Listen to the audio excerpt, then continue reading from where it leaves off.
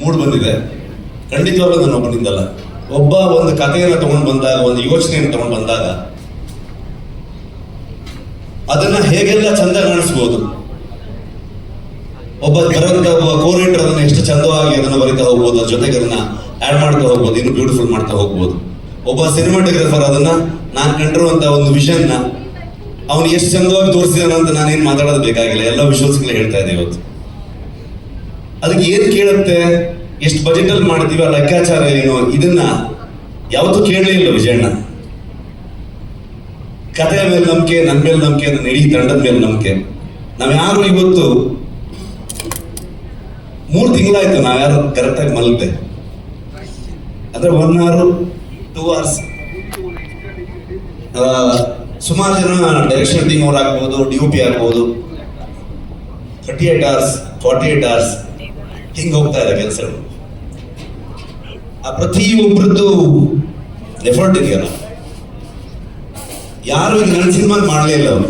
ಇದೆಲ್ಲ ಪ್ರತಿಯೊಬ್ಬರು including producers ಇಂದ ಹಿಡಿದು ಟೀ ಕಾಫಿ ಕೊಡುವಂತ ಪ್ರೊಡಕ್ಷನ್ ಹುಡುಗರವರೆಗೂ ನಮ್ಮ ಫಿಲ್ಮು ಅಂತ ಸುಮಾರಷ್ಟು ಕೇಳ್ಬಿಡ್ತಾ ಇತ್ತು ಮೀಡಿಯಾದಲ್ಲಿ, ಅಲ್ಲಿ ಇಲ್ಲಿ ಎಲ್ಲ ಕಡೆಗೆ.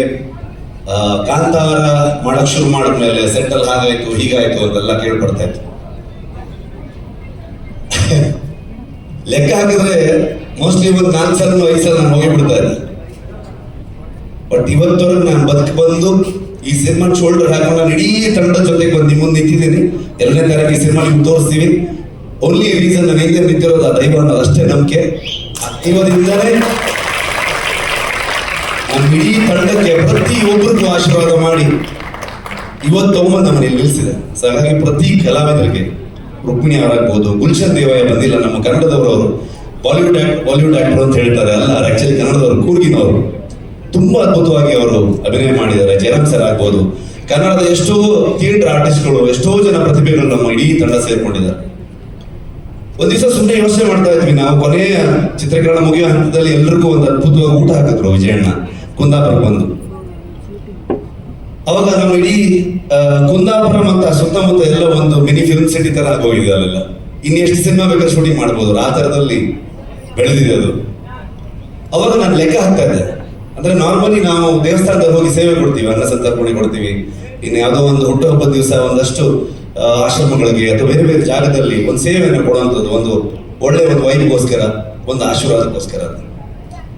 ಲೆಕ್ಕ ಹಾಕಿ ನೋಡಿದಾಗ 3 ವರ್ಷದಲ್ಲಿ ಒಂದು ನಮ್ದು ಎಲ್ಲ ದಿನಗೂಲಿ ಲೆಕ್ಕನೇ.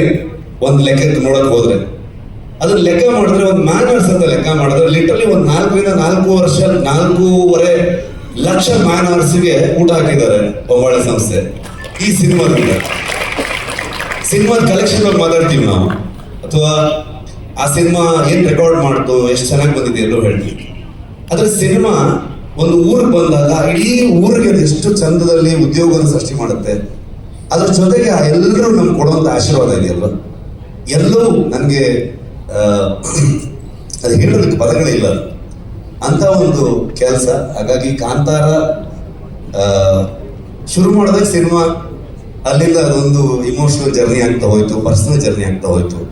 ತುಂಬಾ ದೊಡ್ಡ ತಂಡವಾಗಿ ಬೆಳೆದಿದೆ. 1000 ಜನರು ಇವತ್ತು ಕೆಲಸ ಮಾಡಿದ್ದಾರೆ ಸಿನಿಮಾಗೆ. ನಿಮ್ ಪ್ರತಿಯೊಬ್ಬರಿಗೂ ನಾನು ಥ್ಯಾಂಕ್ಸ್ ಹೇಳಲಿಕ್ಕೆ ಇಷ್ಟಪಡ್ತೀನಿ. ಟ್ರೈಲರ್ ಬಿಡುಗಡೆ ಬಂದಾಗ, ಕಾಂತಾರ ಫಸ್ಟ್ ರಿಲೀಸ್ ಆದಾಗಲೂ ಕೂಡ ಎಲ್ಲರೂ ಕೇಳಿದಾಗ ನಾನು ಹೇಳಿದ್ದು ಒಂದೇ ಒಂದು ಮಾತು, ಇದು ಇಷ್ಟು ದೊಡ್ಡದು ಆಗೋದಕ್ಕೆ, ಇವತ್ತು ಇಷ್ಟು ದೊಡ್ಡ ಬಜೆಟ್ ಅಲ್ಲಿ ಸಿನಿಮಾ ಆಗ್ಬೋದು, ಎಲ್ಲವನ್ನ ಸುಮಾರು ಜನ ಮಾತಾಡ್ತಾರೆ, ಇಷ್ಟು ದೊಡ್ಡ ಸ್ಕೇಲು ಅದು ಇದೆಲ್ಲ ಅಂತ ಅನ್ಕೊಂಡು, ವಿಶ್ವ ಮನ್ನಣೆ ಇವೆಲ್ಲವೂ ಇರ್ಬೋದು. ಎಲ್ಲದಕ್ಕೂ ಕಾರಣ ಆಗಿರೋದು, ಮೂಲ ಕಾರಣ ಕನ್ನಡಿಗರು, ಕನ್ನಡದ ಮಾಧ್ಯಮದವರು. ನೀವು ಅದನ್ನ ಇಷ್ಟು ದೊಡ್ಡ ಮಟ್ಟಕ್ಕೆ ತಗೊಂಡು ಹೋಗಿ ಅದನ್ನ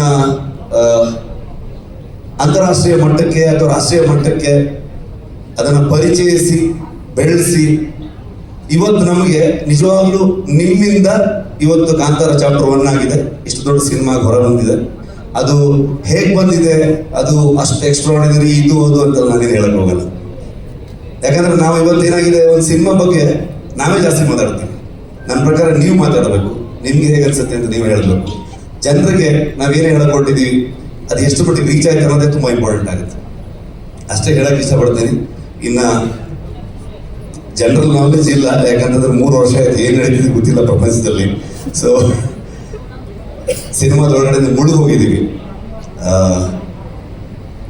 ಅಷ್ಟೇ ಹೇಳ್ಬೋದು. ಇನ್ನೇನು ಬಂದ್ವಿ 2ನೇ ತಾರೀಕು ಪ್ರಪಂಚದಾದ್ಯಂತ ಹೊಂಬಾಳೆ ಅಂತ ಸಂಸ್ಥೆ ಪ್ರಗತಿ ಆವಾಗಲೇ ಹೇಳಿದಾಗೆ ನನಗೆ ಒಂದು ಲೈನ್ ಕಥೆಯನ್ನು ಹೇಳಿ ಅದನ್ನು ನನ್ನ ಮೇಲೆ ನಂಬಿಕೆ ಇಟ್ಕೊಂಡು ಅಲ್ಲಿಂದ ನಾನು ಅವರಿಗೆ ಪರಿಚಯ ಮಾಡಿದಂಥ ನನ್ನ ತಂಡದ ಮೇಲೆ ನಂಬಿಕೆ ಇಟ್ಕೊಂಡು ಇಲ್ಲಿವರೆಗೆ ಬಂದಿದ್ದೀವಿ.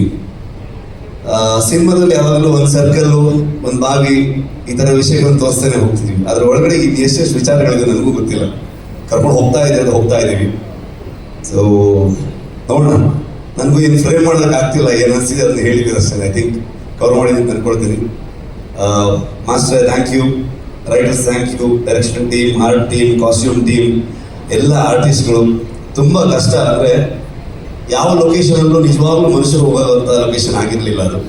ಇಡೀ ಇಷ್ಟು ತಂಡ, ಸ್ಪೆಷಲಿ ಪ್ರೊಡಕ್ಷನ್ ಕಡೆಯಿಂದ ಆದರ್ಶ ಆ್ಯಂಡ್ ಟೀಮು, LPಸು, ನಿಮ್ಮೆಲ್ರಿಗೂ ಆ ಲೊಕೇಶನ್ಗಳನ್ನ ಫೈಂಡ್ ಔಟ್ ಮಾಡಿ ಅಲ್ಲಿ ಬೇಕಾಗಿರುವಂಥ ಅರೇಂಜ್ಮೆಂಟ್ಸ್ಗಳನ್ನ ಮಾಡಿರೋದು. ಸೊ ಅದಕ್ಕೆಲ್ಲ ಅದನ್ನು ಮರೆಯೋದಕ್ಕೆ ಆಗಲ್ಲ. ಅದು ಇನ್ನೊಂದ್ಸಲ ಮಾಡೋಕ್ಕಾಗತ್ತೆ ಅಂತಲೂ ಹೇಳೋಕ್ಕಾಗಲ್ಲ, ಅಷ್ಟು ಅದ್ಭುತ ಅದು. ಎಲ್ಲ ಮ್ಯಾನೇಜರ್ಸ್ಗಳಿಗೆ, ಲೋಕಲ್ ಕೋಆರ್ಡಿನೇಟರ್ಸ್ಗಳಿಗೆ, ಊರಿನವ್ರಿಗೆ, ಡಿಪಾರ್ಟ್ಮೆಂಟ್ ಅವ್ರಿಗೆ, ಇನ್ನು ಯಾರ್ಯಾರ ಬಗ್ಗೆ ಅಂತ ಹೇಳಿ ನಾನು thank you. Vijayanna thank you so much. ನಮ್ದಲ್ಲ ಇದು, ಅವ್ರ ಫಿಲ್ಮು, ಅವರಿಂದನೇ ಈ ಸಿನಿಮಾ ಆಗಿದೆ, ಅವರೇ ಅದನ್ನು ತಗೊಂಡು ಹೋಗ್ತಾ ಇದ್ದಾರೆ. ಸೊ ಅವರಿಂದ ಅವ್ರಿಗಾಗಿ ಅಂತ ಅಂದ್ಕೊಂಡು ಹೇಳೋದಕ್ಕೆ ಇಷ್ಟಪಡ್ತೀನಿ ನಾನು ಅಷ್ಟೇ. Thank you.